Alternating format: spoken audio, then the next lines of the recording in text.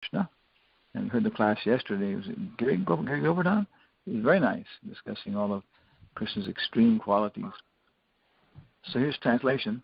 Alas, Uddhava says, how shall I take shelter of one more merciful than he who granted the position of mother to a she-demon, Putana, although she was unfaithful, and she prepared deadly poison to be sucked from her breasts.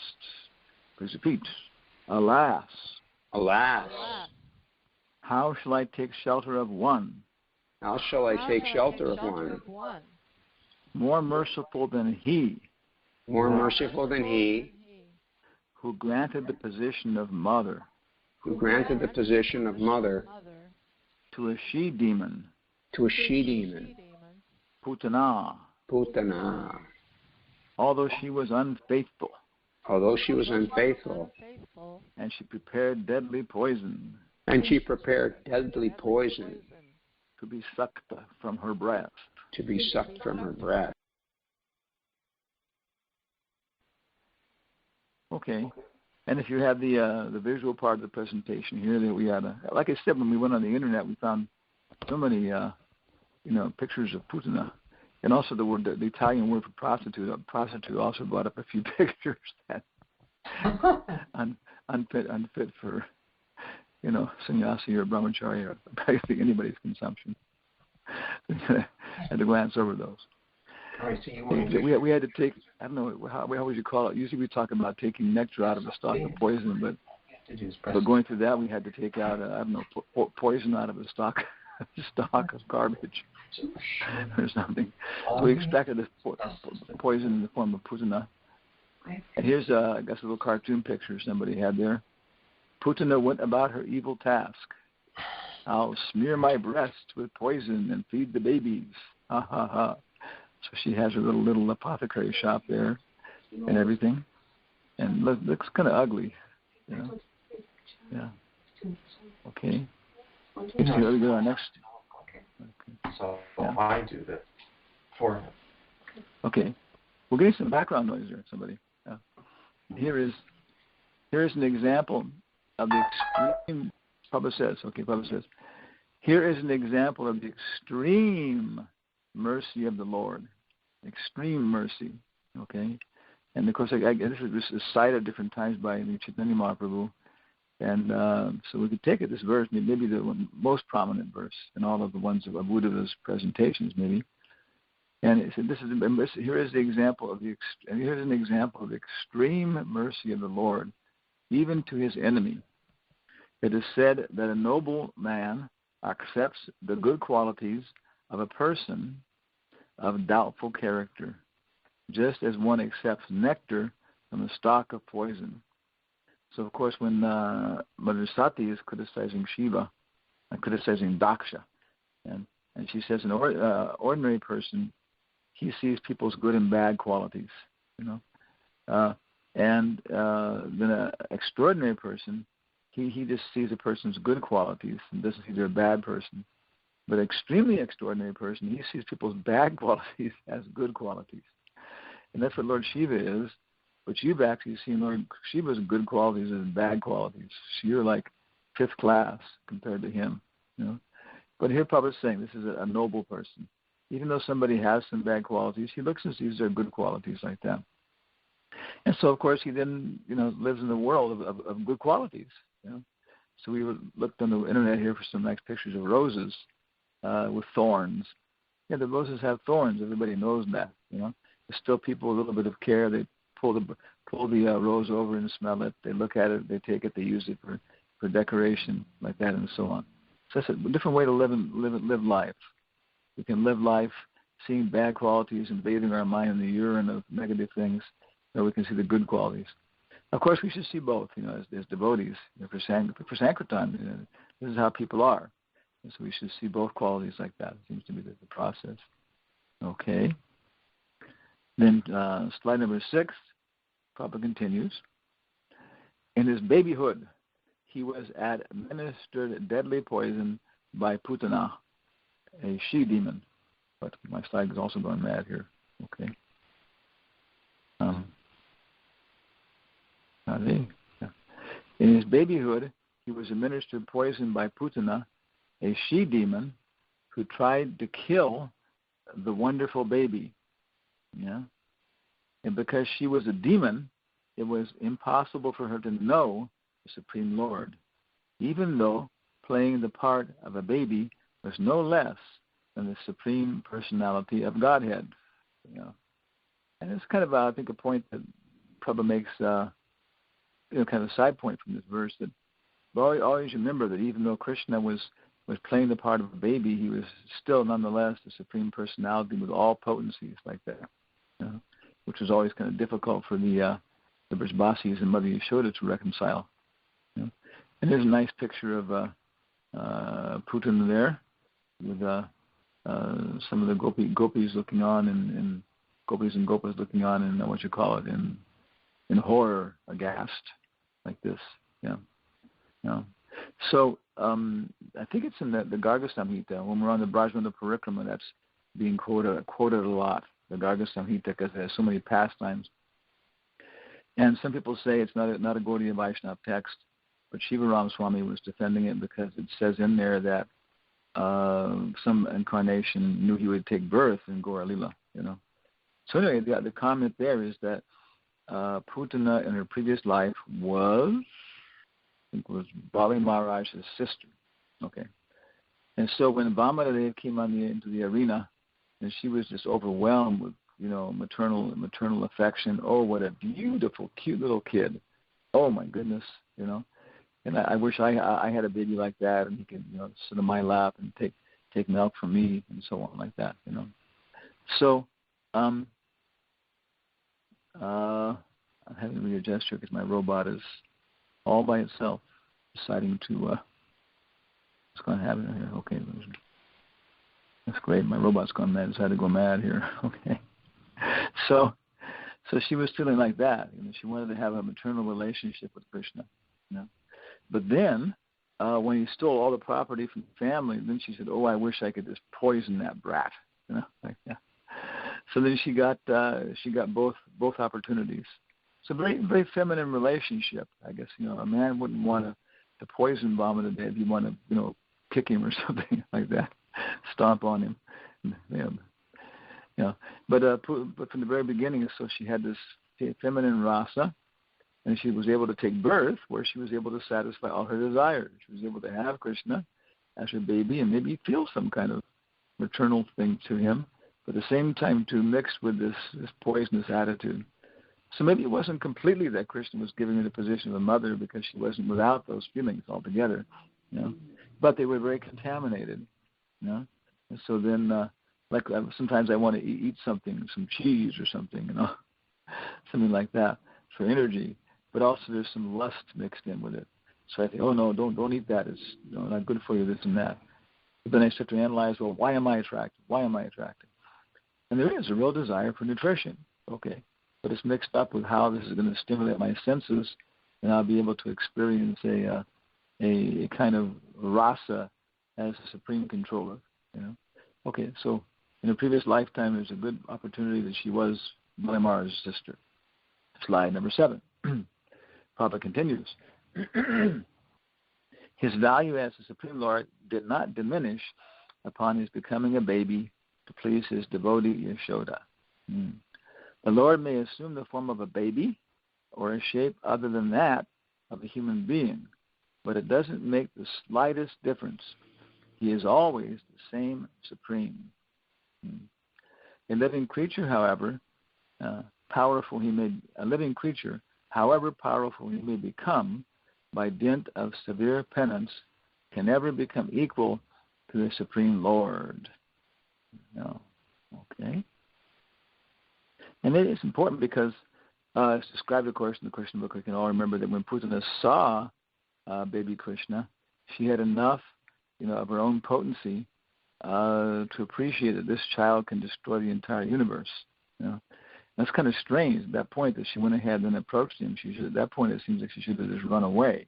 You know, so again, maybe because she was attracted to him in a certain way, to this relationship, you know, having her breast sucked by him, you know. And at the same time, too, Krishna, and it describes also Krishna was bewildering her and didn't look at her. After that, turned his face away for possibly different reasons, but one so that she wouldn't be able to appreciate his potency and be frightened. Slide number 8. Lord Krishna accepted the motherhood of Putana because she. One second here. They're going by with their powerful vehicle. Lord Krishna accepted the motherhood of Putana because she pretended to be an affectionate mother, allowing him to suck her breasts. Okay. Yeah. The Lord accepts the least qualification of a living entity and awards him the highest reward. So maybe this is the most, prominent, thing that stands out in this verse is this one sentence here. The Lord accepts the least qualification of a living entity and awards him the highest reward. So the fact that we have some opulence in devotional service, maybe we can just get our rounds every day. We can follow the 4 principles, okay? We can do this, we can do that. Then we shouldn't, I think, actually we should understand that whatever little success we have is actually extreme mercy of the Lord. And we're not qualify much in any way whatsoever, It's only because Krishna is accepting whatever little qualities we have and giving us the highest reward. That is the standard of his character. And therefore, who but the Lord can be the ultimate shelter? Okay. Slide number 9. And then we had it's kind of the end of the purport. And so it's yesterday, was it Gary Govardhan? He made a nice summary how, the verse Uddhava was referring to his previous verses and his whole, really, of course, you have to read the prayers all at one time and get into the humor of the thing, the perspective, and whatever verses you're saying are, of course, modulated by what's been said before.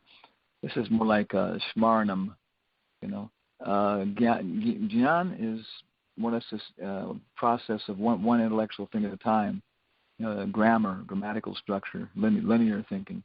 But in Smaranam, we come to the point of bhava, or of a consciousness where we're, broader consciousness, not just karma, not just jnana, but not dhyana. And this idea, we go ahead and recite these verses again and again, and each verse, because we have that capability, if we let it, if our heart is soft enough, it can be modulated by these things. If we have a Krishna conscious heart and this Krishna content, we'll ring and start to build a certain kind of icon in our heart, like that yantra, And so then it's a matter of just putting things in different ways like that. I remember, when I got the Krishna book before I ever met devotees, I was reading it, and after some time I began to appreciate, wow, this is incredible, And Prabhupada did it like in, it's 13.7 type. It's a very big type. And so what happens is you start to see every single word independently. And I remember I would just go over each sentence again and again and again until finally I got it just right. The verb and pronouns, the object. Yeah. And it's a very, very iconographic book, like that. It's kind of deceptive because when you print it in smaller type, later editions, you lose that nature. I think in terms of typesetting, anything bigger than 11 points, you start to see each word independently. Most people. And so. It is a fact that when it's printed smaller, you lose that iconographic nature. Another thing is where the paragraph breaks, because I don't think in the later ones that Prabhupada himself put in the paragraph breaks. So sometimes those seem to be in the wrong places. And then sometimes too, when you're speaking, you maybe slow down and say one sentence very emphatically. But in our books, we don't put things in. Usually, we don't put them in italics like that. Although sometimes Prabhupada has sections in italics for emphasis. So it is. Maybe we have to use our inspiration to realize and slow down and read one sentence. And it's really it's a meditational experience. Prabhupada's books, meditating on the purports, contemplating them. And, well, if we go that slow, how are we going to read them all? Well, it's a fact.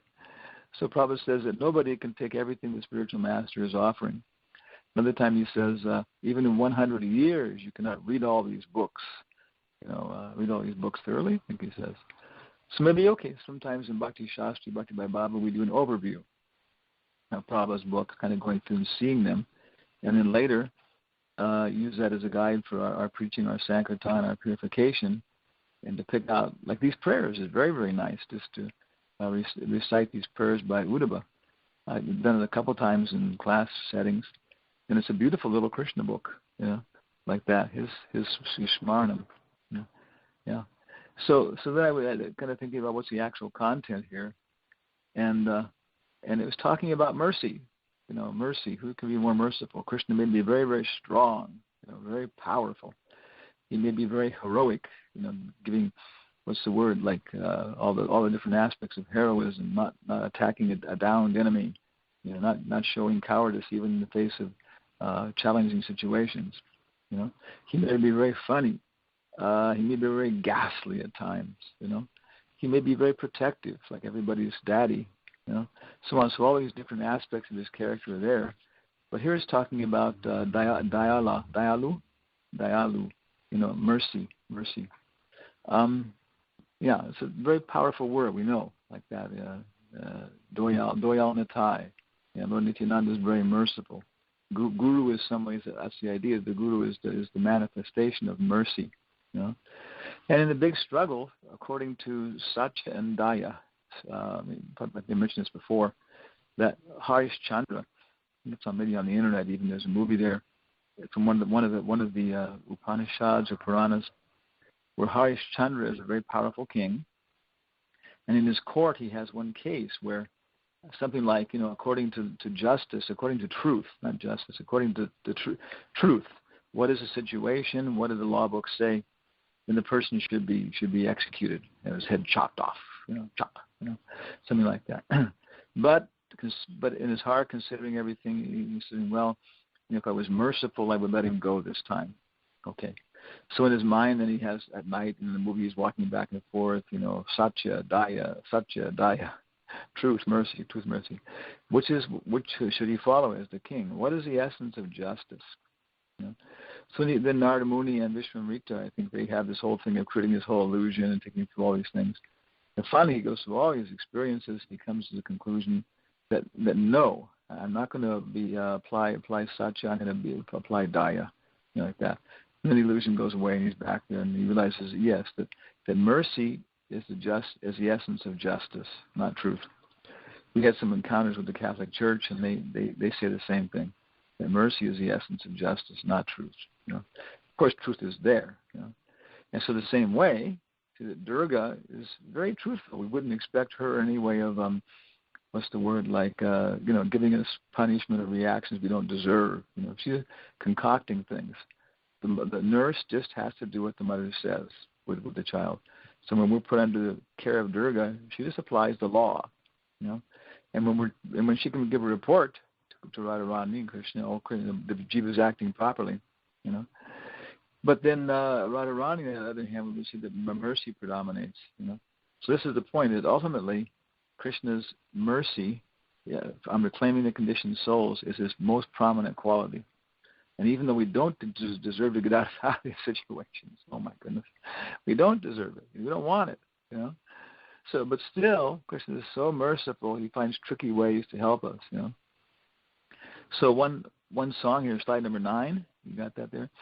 This is, of course, everybody knows this. This song is called "Amazing Grace," and one historian of the song. It was written by John Newton in Olney Hymns in 1779, and he'd been through all kinds of weird stuff himself. He was a slaver, and taking human beings off of the slave market and everything else. But finally, then he gave it up, became a pastor, and he had different experiences. So he wrote this song, "Amazing Grace." And it's one of the most popular, songs in the world. So it's amazing that people do appreciate this. The estimate is that every year it's sung, I guess in public performances, prominent performances, 10 million times a year, like that. So this is kirtan, right? This is kirtan. So in this world there is Christian kirtan going on. I'll just read it here. I guess we could all sing it together here. Amazing grace, different melodies. Amazing grace, how sweet the sound that saved a wretch like me. Right?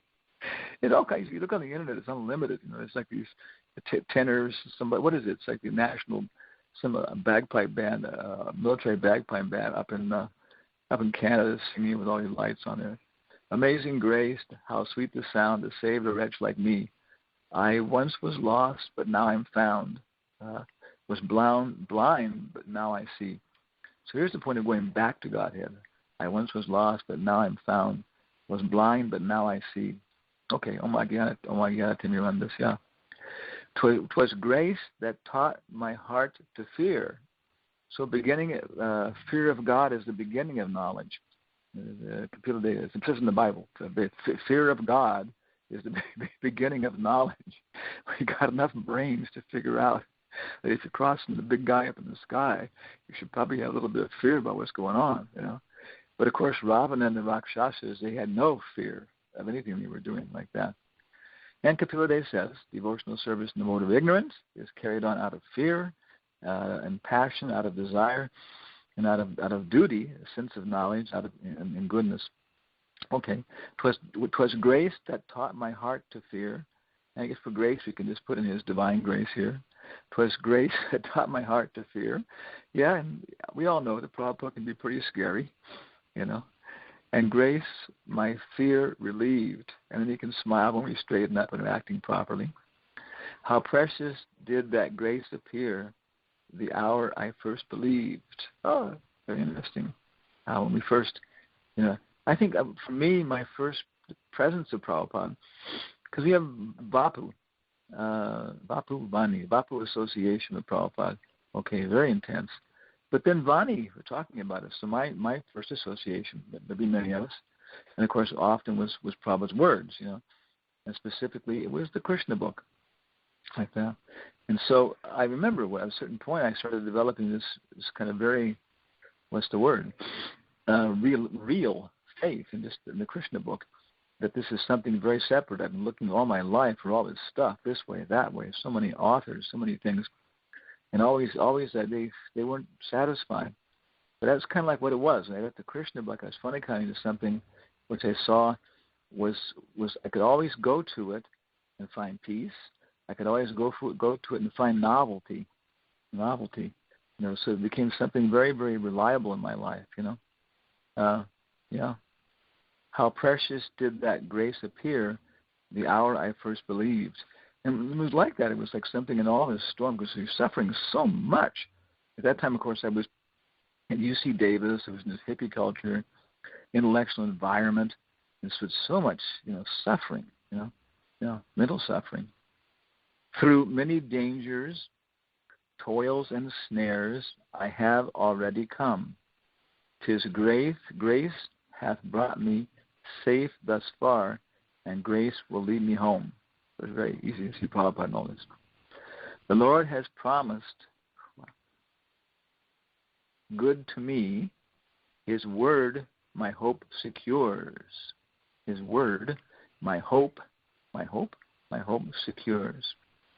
He will my shield and portion be as long as life endures. So you see kind of reflection of the Lord's Prayer in here, Our Father who art in heaven.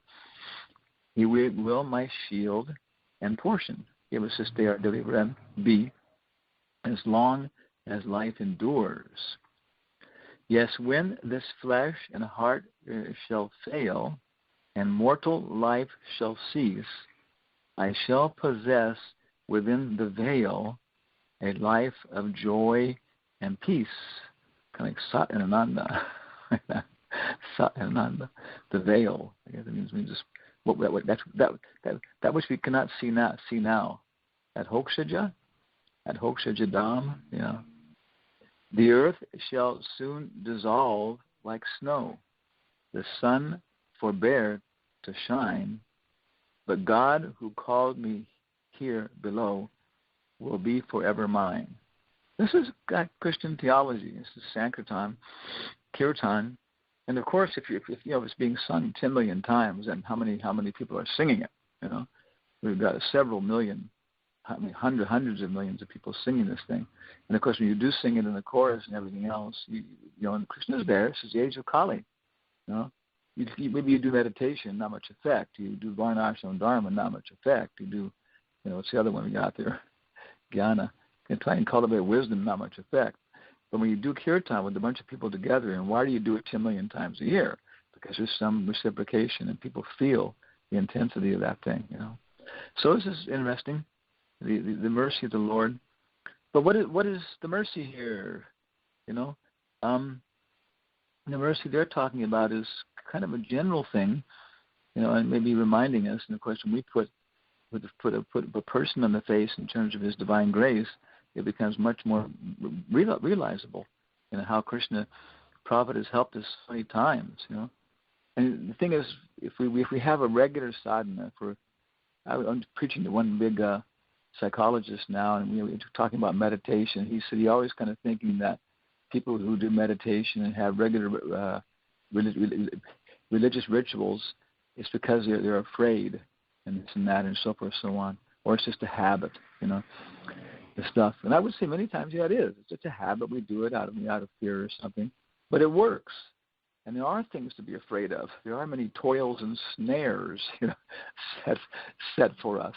I remember one time, there's one devotee, one young lady who probably everybody knows her name. I won't mention it though.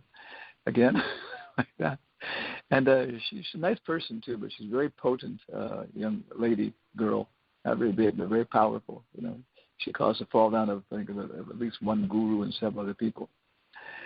So anyway, she came to the temple as a bhakti, and I was a brahmachari in the temple in San Francisco, and she knew devotee, whatever. And so she went up to the I went up to the campus from the Berkeley Temple. It's about maybe like a 8-block walk, So I'm walking up to the campus with a Harinam party and stayed there maybe for like about 45 minutes, okay.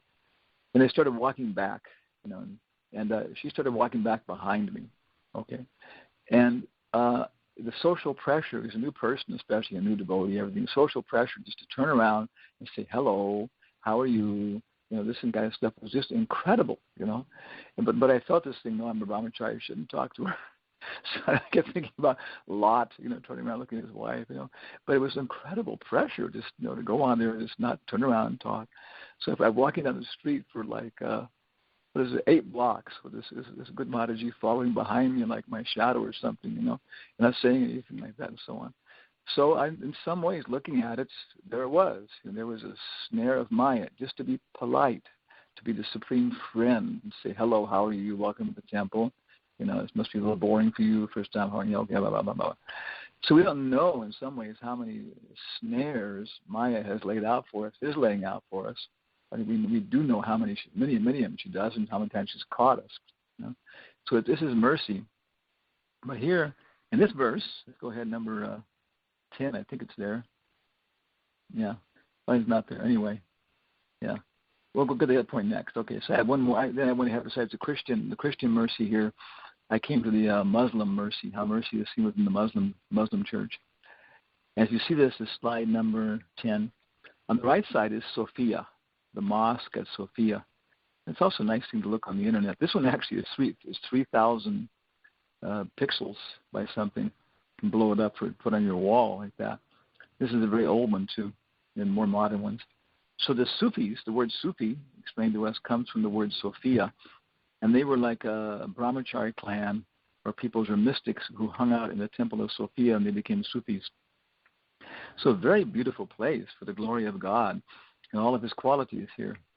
And in the Quran, in the Surah Az-Zumar 39:53 says, "Say, O my servants who have transgressed against their souls, despair not of the mercy of Allah. Indeed, Allah forgives all sins. Truly, He is most forgiving, most merciful." Yeah. So that's a quality, prophylactic and antiseptic. So prophylactic means he, different quality, Krishna's qualities, purificatory qualities.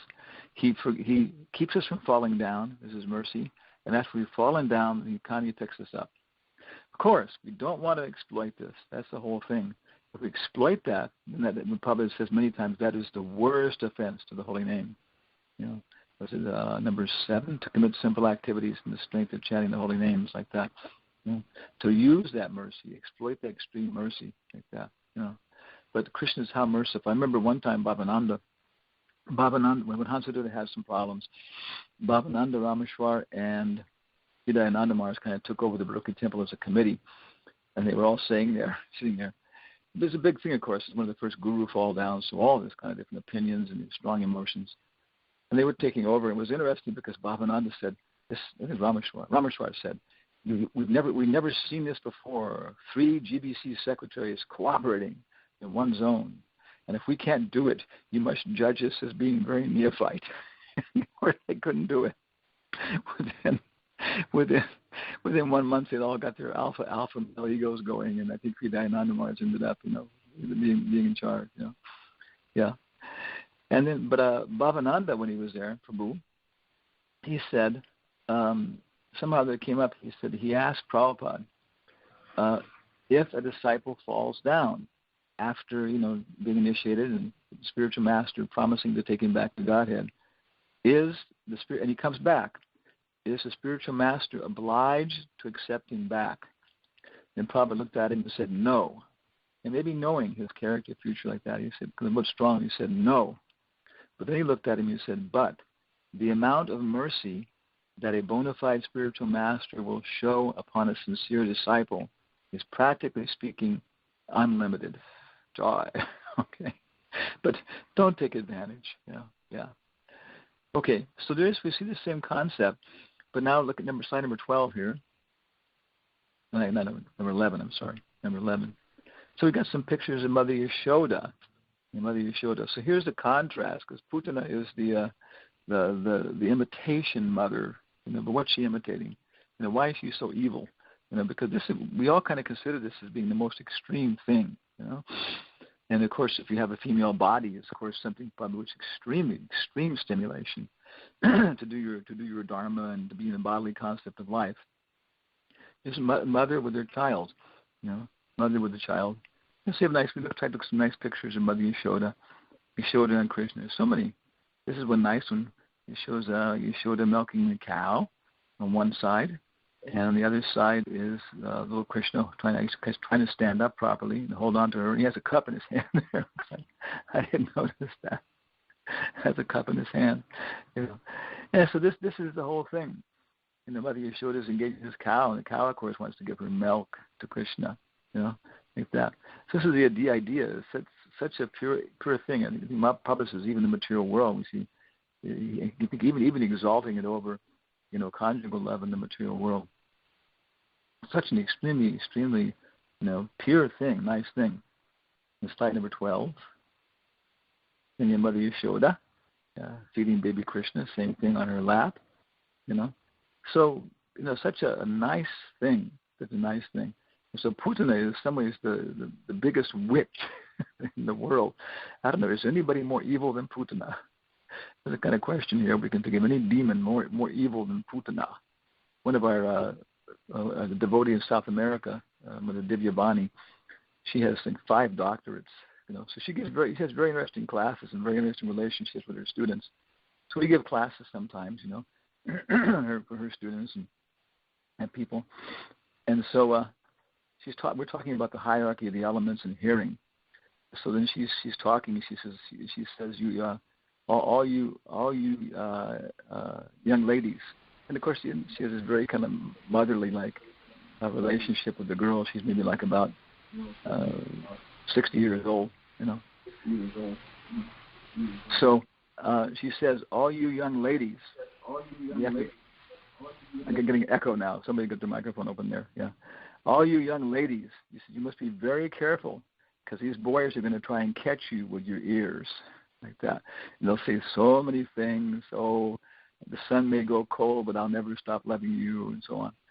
And so she says, all you young ladies, and all the girls, of course, kind of blushing. All you young ladies, you be careful because these boys are out to catch you with your ears. And be careful what you listen to. Then she looks at the boys and she said, all you guys, you be careful because these young ladies are out to catch you with your eyes. So you be careful what you're looking at. So very nice, So then she also, another time she mentioned, she said that she said her opinion. She said women can be 6 times better than men, but when they're evil, they can be 6 times more evil. That too. So it's interesting. It's an interesting mellow here. He's using this, and the subject for essay question topic there. Is there anybody more evil than Putana? Okay, let's go ahead to the next slide here. A discussion of good and evil. Number 14, I guess our last point here. So we're also in the morning in our reading here, this because we try and read like Chaitanya Charitamrita before Mangalarti, Nectar Devotion, and after Mangalarti, kind of a regular division of the day. And then you stick with it, but it's nice to keep our mind under control. So now we're reading Teachings of Lord Chaitanya before Mangalarti. And there is the instructions to Sanatana Goswami and the opulence of Krishna. So in this description of describing the opulence of Krishna, because Sanatana Goswami knows so many things, but so Lord Chaitanya is informing him of new things. So the opulences of Krishna. So there he quotes 2 verses from these instructions to Uddhava, 3.2.21 and 3.2.12. And the first one he quotes is 3.2.21. Swayam tva shamyatishayastridisha swarajya lakshmi apta samasta kama balim harad bischira lokapalai kirita koti edita padapita. Lord Sri Krishna is the Lord of all kinds of threes and is independently supreme by achievement of all kinds of fortune. This is Swarajya Lakshmi. He is worshipped by the eternal maintainers of the creation, who offer him the paraphernalia of worship by touching their millions of helmets to his feet. So he quotes this, and then this just becomes a seed for many, many verses after that, describing how Krishna is the master of the 3 modes, how Krishna is the master of the three material worlds, how Krishna is the master of the 3 of the material world, spiritual world, and Goloka, how Krishna is the master of Mathura, Dwarka, and Vrindavan, like that. So he gives many different explanations of this verse. So for our own preaching, this verse, Swayam tva shankshyatishyayastradisha is an important verse for our Sankirtan. And then Lord Chaitanya next, when he's talking to, of course this is preaching to elevated soul. And we find them. We find these like psychology people are not ordinary people. They experience subtle things and they believe in these things. And then the Christians and different people like that. Mormons, So these verses are very, very nice to form a basis. And the next one, of course, is 3.2.12. He quotes. This is after describing more or less the Vaikuntha qualities of Krishna, the expansions. Then he comes to Krishna himself. And Prabhupada says, and then Lord Chaitanya sang a very nice song before he starts this. I think he quotes this verse. Then after that he sings this very nice song, Prabhupada says, which is 1 verse. So the verse here is 3.2.12. Yamartya Lilapai Yikam Svayoga. The Lord appeared in the mortal world by his internal potency, Yogamaya. He came in his eternal form, which is just suitable for his pastimes. These pastimes were wonderful for everyone, even for those proud of their own opulences, including the Lord himself in his form as the Lord of Vaikuntha. Thus Sri Krishna's transcendental body, is the ornament of all ornaments. So Prabhupada says that this his internal potency, his Yogamaya potency, is not displayed in Vaikuntha. But when Krishna came here, he displayed it. Of course, in our most basic text, Upadeshamrita, Vaikuntaj Janito Vara Madhupari, that Madhupuri, Mathura, is greater than the kingdom of God. So we can go there, and we can experience it. If we're devotees, we can experience it, by going there. Even now, we can get a taste for our own purification, for our own perspective, like that, to keep us in our Sankirtan mood. like that, and he was becoming servants of Krishna. So these two verses and these speeches of Uddhava, 3.2.21, form the basis of discussing Vaikuntha, and 3.2.12 form the basis of discussing Krishna's beautiful opulence. So next slide, number 14. And it's nice to compare the translation. And in the very beginning, probably had this translation in the third canto, then later in Chaitanya Charitamrita. Of course, it's Lord Sri Krishna is the Lord of all kinds of threes and is independently supreme by achievement of all kinds of fortune. He is worshipped by the eternal maintainers of the creation, who offer him the paraphernalia of worship by touching the millions of helmets to his feet. And then Chaitanya Charitamrita, 3.21.33. The Supreme Personality of Godhead, Krishna, is the master of the three worlds, and the three principal demigods, Brahma, Vishnu, and Shiva. No one is equal to or greater than him. By his spiritual potency known as Swarajya Lakshmi, and all his desires are fulfilled, while offering their dues and presents in worship. The predominating deities of all their planets touch the lotus feet of the Lord with their helmets. Thus they offer prayers to the Lord. So it seems like a little bit more clear in some ways. Okay, the next slide, which is number 3.2.12. So in the third canto it says, the Lord appeared in the mortal world by his internal potency, Yogamaya. He came in his eternal form, which was just suitable for his pastimes. These pastimes were wonderful for everyone, even for those proud of their own opulence, including the Lord himself in his form as the Lord of Vaikuntha. Thus his, Sri Krishna's, transcendental body is the ornament of all ornaments. And in Madhya Lila 21.100, that chapter has like 354 verses in it or something like that, the opulence of Krishna.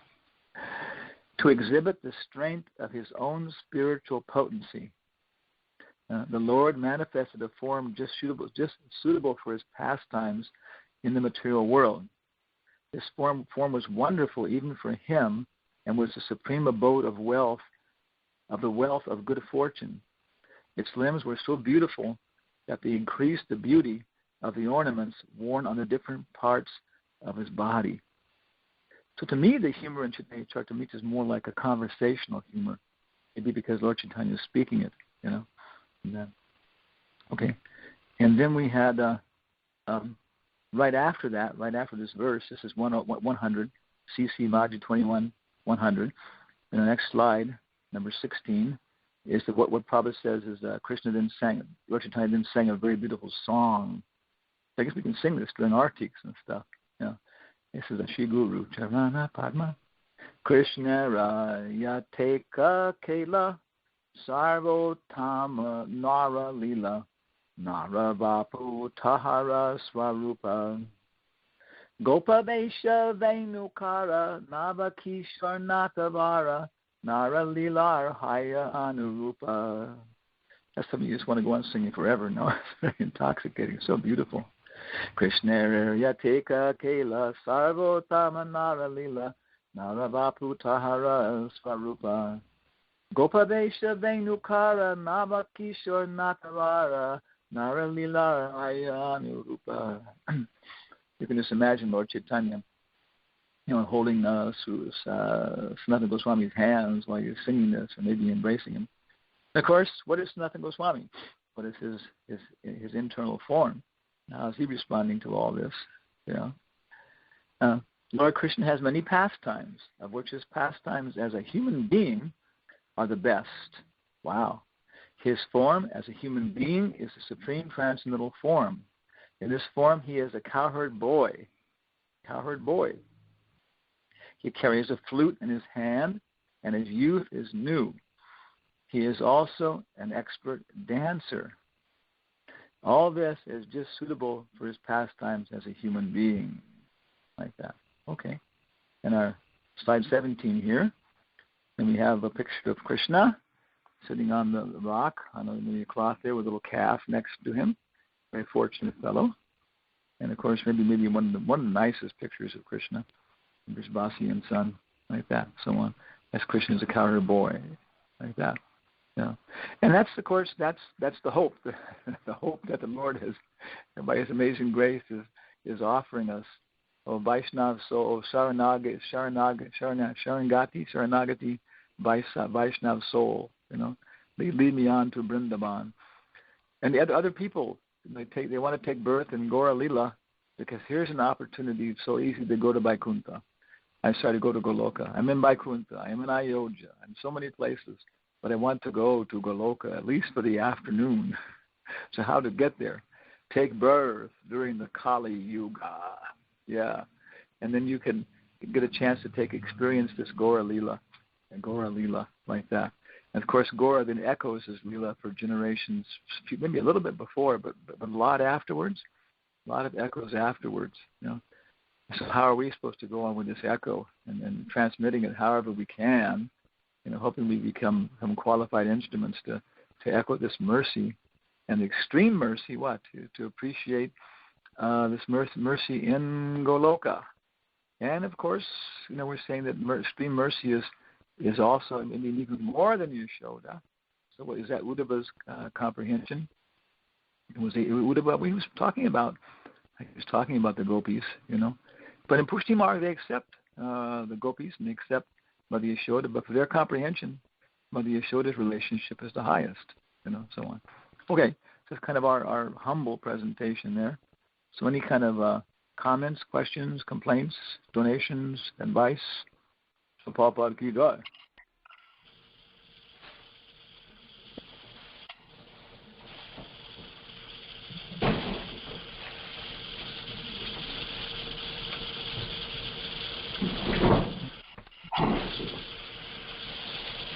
Hare Krishna, Hare Krishna.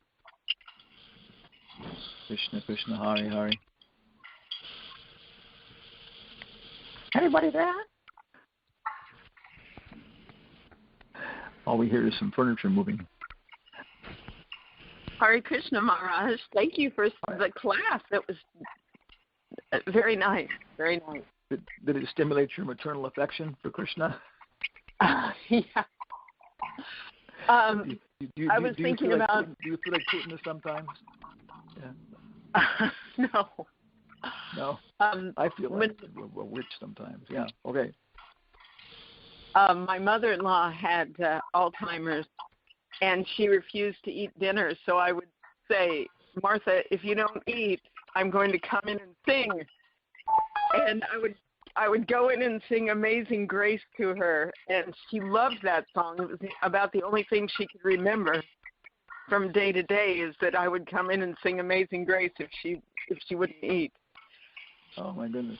And the other one, of course, is Hallelujah by Leonard Cohen. That's also, super. That's the biggest song in the history of the world, but also has the holy name in it. Yeah. But what I used to tell her is that that verse about when we've been there 10,000 years, we've only just begun, and we would talk about that, and that was the only time she was really lucid. She could talk about eternity, but nothing else. Yeah, you see, because everything else is falling.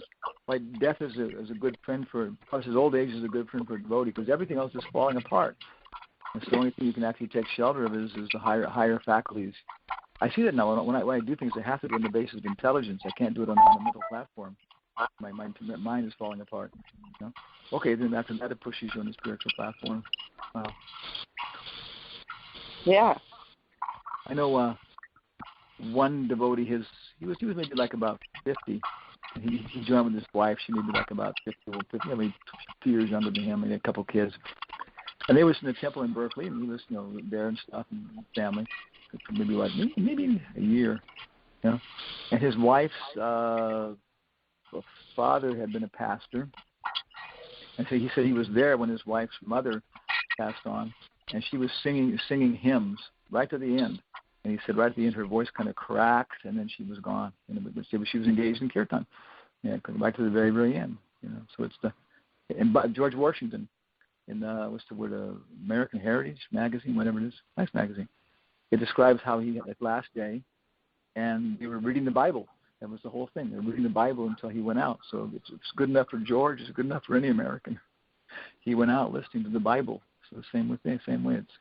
It's a common thing, this Krishna Katha, and this potency. Well, Martha was very lucky. Her son is a devotee and was actually chanting to her when she left her body. Okay, wow. Yeah. Just send them all back to Godhead. Let the gopis sort them out. Yeah, it was just the daily routine to sing to get her to eat. Oh, my goodness. Yeah, maybe she was also even refusing to eat just to hear the song. Yeah. Yeah. Wow. Maharaj, can you hear me? Yes, sir. Yes, sir, I can hear you. Start Meeting just did an update, and although it's a lot of nice improvements, but I'm fearing that maybe there's some things wrong. That's maybe why nobody's saying anything. Maybe. Yeah, there's a massive mute thing below the participant box. Where it says group mute? Yeah, group mute. But that's off, so I don't know. Okay, yeah. I also this morning, because every day we're online with our morning program, and Devotee was just saying it was even more bizarre with the Android and the what are the other one there, the Google, whatever this thing. That's those two ones, the iPad and the Android. And they had to do their updates. Yeah. The Android was an improvement, but anyway, maybe there's some glitches. Who knows? Yeah. Is this the verse that was spoken to Pundarik Vidyanidhi, and that's when he went into ecstasy, and then Gadadhar Pandit knew after that what a great devotee he was? Yeah, because from back in my mind, I knew it was someplace else, and he was saying that it even becomes more prominent. I think it was. Yeah. Yes, it was. Okay, there we go. It was. It's a very important verse. Is my 8 volume too loud? No, it's fine. Okay. This verse was also one of 2 verses that Vedavyas gave to a couple of woodsmen to sing in the forest in hopes that his son Sukadev, who was somewhere in that forest, might hear them and come back to Bhadarak Ashram to hear the rest of Bhagavatam. This is an extremely important verse. Yeah. Because it shows the extreme mercy of Krishna. Yeah. There's no shelter more merciful than Krishna. Wow. And this verse demonstrates that. So why take shelter of somebody who may be a little bit strict? Right. We need it. So I have a couple of more translations. I was bouncing around in Madhya 2298. There's a more elaborate translation of the same Sanskrit. It goes like this. Oh, how wonderful it is. Putana, the sister of Bakasura, wanted to kill Krishna by smearing deadly poison on her breasts and having Krishna take it. Nonetheless, Lord Krishna accepted her as his mother, and thus she attained the destination befitting Krishna's mother. Of whom should I take shelter but Krishna, who is most merciful? Wow. This is also Sanatan Shiksha. Yeah.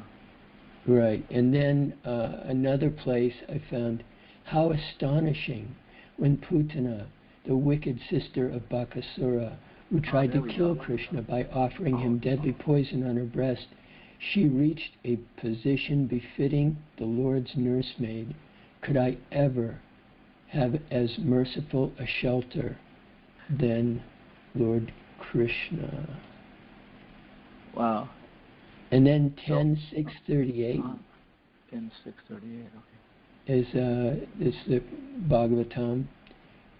Because Krishna embraced Putana's body with great pleasure and sucked her breast, although she was a great witch, she attained the position of a mother in the transcendental world and thus achieved the highest perfection. And the point Prabhupada makes in the purport is this. These verses explain how devotional service rendered to the Supreme Personality of Godhead, whether directly or indirectly, knowingly or unknowingly, becomes successful. Wow. Putana was neither a devotee nor a non-devotee. She was actually a demonic witch instructed by Kamsa to kill Krishna. Nonetheless, in the beginning, she assumed the form of a very beautiful woman and approached Krishna exactly as an affectionate mother, so that Mother Yasoda and Rohini did not doubt her sincerity.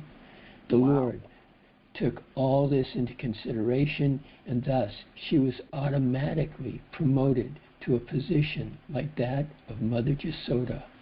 As explained by Vishwanath Chakravarti Thakur, there are various roles one may play in such a position.